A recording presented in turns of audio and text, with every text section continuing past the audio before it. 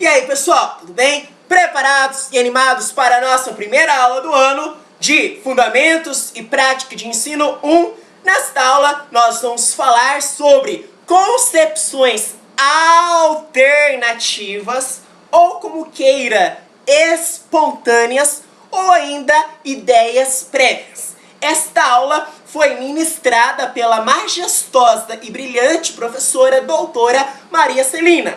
O que eu irei fazer é tentar repassar o que ela disse em sala de aula, tá? Isso aqui é um roteiro de estudo. Claro que vocês vão ter que estudar, mas eu quero facilitar, já que eu gosto de ensinar, de lecionar, tá? No caso, vamos começar pela questão conceitual, com o conceito, a definição. Porque se chegar um aluno para você e perguntar o seguinte: professor, o que eu posso entender como concepções alternativas? Porque eu escutei isso aí na sala de aula tantas vezes, mas eu não consegui decodificar, eu não consegui interpretar, eu não consegui ligar os fatos, né? Então eu não entendi. Você pode me explicar o que são concepções alternativas? Aí você vai responder com propriedade, com pulso firme, o seguinte: concepções alternativas são produtos da aprendizagem individual, né? Então cada indivíduo, cada aluno tem o seu grau de aprendizagem, né?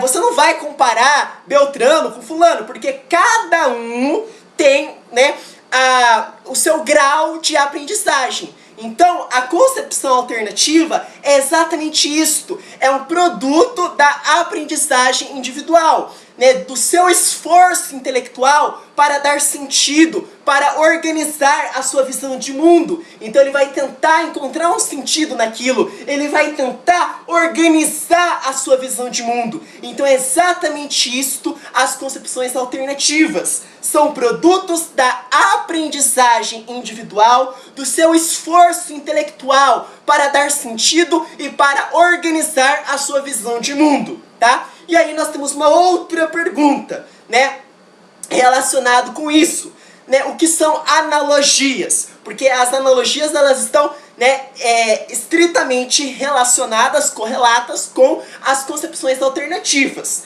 As analogias geram concepções alternativas. A professora Maria Celina disse em sala de aula do livro do Feltri, e exemplificou vários casos aí. No caso do livro do Feltri, ele diz o seguinte, que a orbital é comparada à turbina de um avião. Isso é errado, né? Isso prejudica, né, o aprendizado, o grau de aprendizagem do aluno, né, a sua capacidade de entender, de interpretar a questão no sentido propriamente científico. Então isso não é viável, tá? Então o livro do Feltri compara o orbital com a turbina do avião. Entre outros exemplos, o modelo atômico de Thomson, que ficou conhecido como pudim de passas, tá? Então todas essas analogias, ou seja, estas comparações, alusões, né, acabam gerando concepções alternativas, porque o aluno vai tentar encontrar um jeito de dar sentido para aquilo, para organizar a sua visão de mundo. Então falamos de concepções alternativas,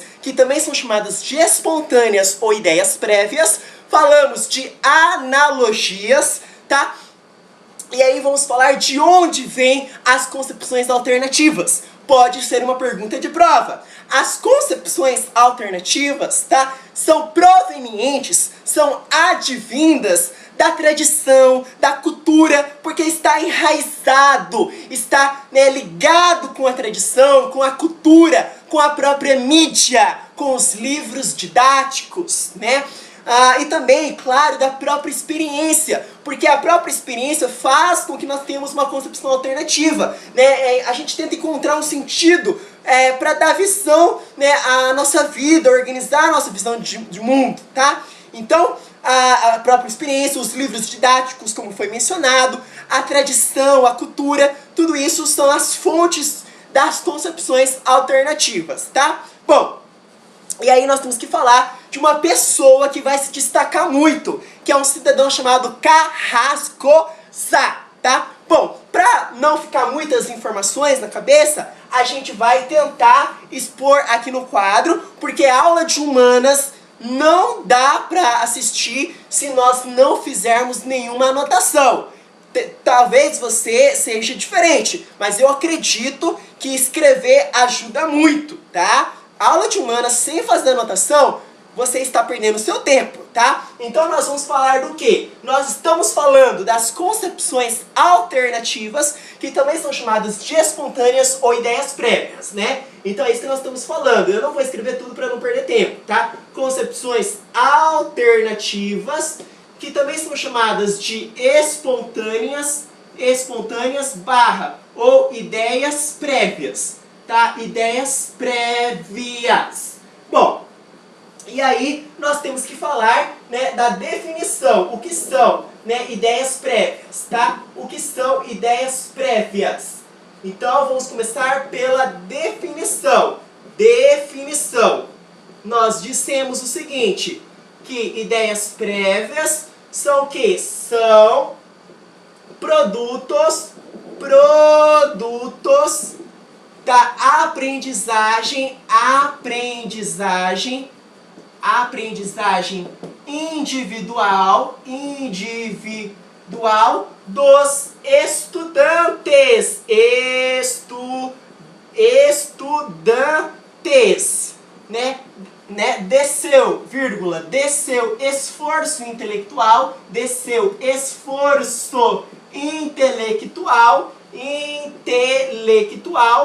de dar sentido